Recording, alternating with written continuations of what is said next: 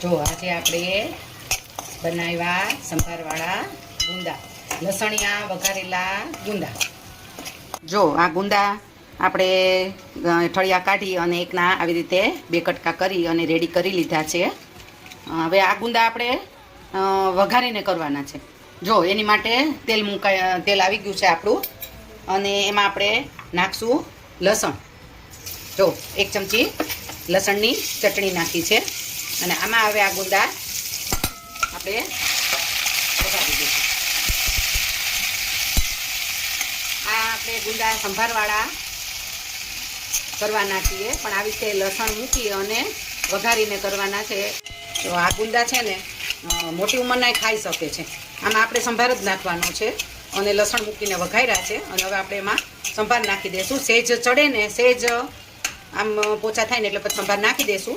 અને આ ટેસ્ટમાંય બહુ સરસ લાગે છે, અને રૂટીન બધા સંભારા સલાડ અથાણા કરતાં અલગ થાય છે. અને મોટી ઉંમરના ખાસ તો એને ચડી જાય એટલે ખાવામાં મજા આવે છે. એટલે જો આપણે હવે આને થોડી વાર ચડવા દઈશું. તો હવે ગુંદા આપણા સરસ ચડી ગયા છે. આખો ગુંદાનો કલર જ ફરી ગયો છે. જો કેવા મસ્ત થઈ ગયા છે. જો આમ દબાવો ને એટલે તમને ખબર પડી જાય તરત. જો આવી રીતે દબાવી એટલે ખબર પડી જાય. જો આખો એનો કલર જ ચેન્જ થઈ ગયો છે. હવે એમાં આપણે આપણો જે અથાણાનો સંભાર હોય ને એ આપણે જોતા પૂરતો નાખવું, આપણી જેટલી ક્વોન્ટિટી હોય એ પ્રમાણે. જો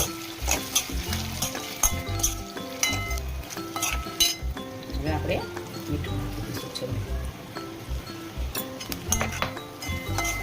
ગુંદા રેડી છે.